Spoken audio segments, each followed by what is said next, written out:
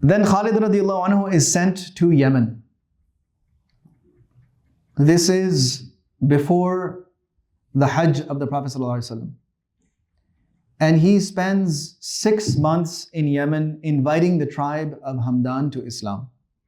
He has learned his lesson that when we are sent to invite people towards Allah, we just invite them. There is no fighting involved.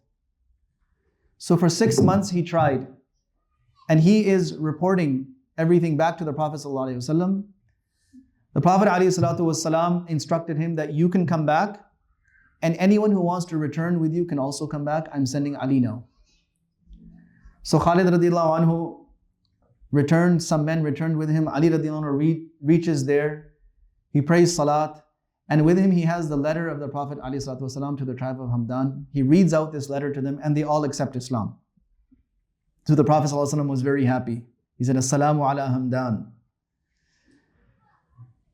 Then Ali radiallahu anhu, by now the Prophet ﷺ is preparing to go for Hajj, and Ali radiallahu anhu arrives from Yemen with some sacrificial animals. The Prophet ﷺ has his own animals. Ali radiallahu anhu brings more, and Hajjatul Wada is performed.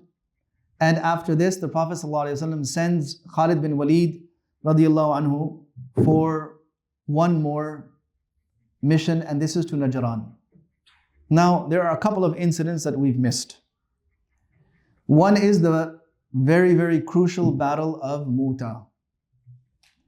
And the Battle of Mutah took place when the Prophet ﷺ sent some of his companions with a message of da'wah to the leaders of the tribes that lived on this border between the Byzantine lands and the lands of the Arabs. In fact, there were a number of Arab tribes that were living there, and they were Christians.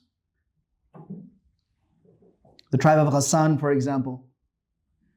And they were living under the Byzantine rule. But what they did was, rather than accept the messenger and convey the message, they killed the messenger.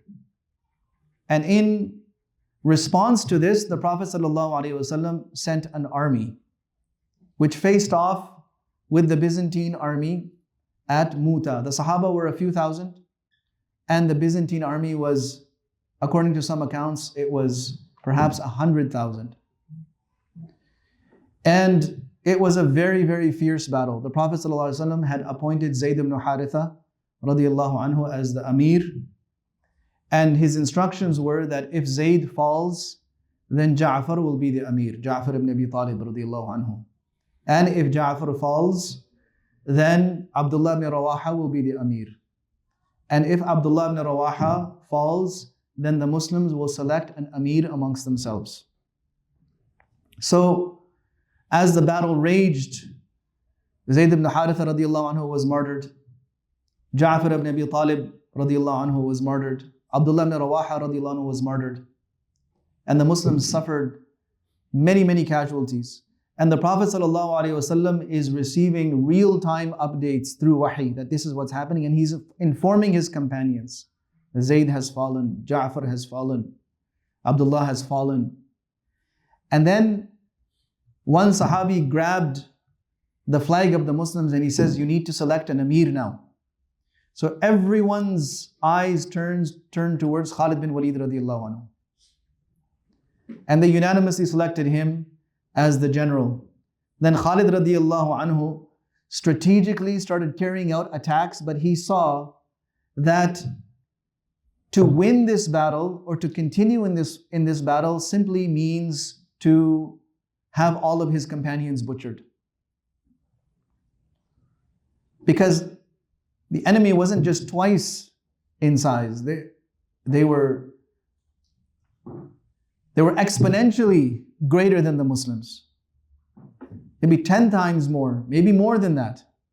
So he said that this is not going to work. So instead, he made a calculated retreat and withdrawal, and he got his army out of there and they returned.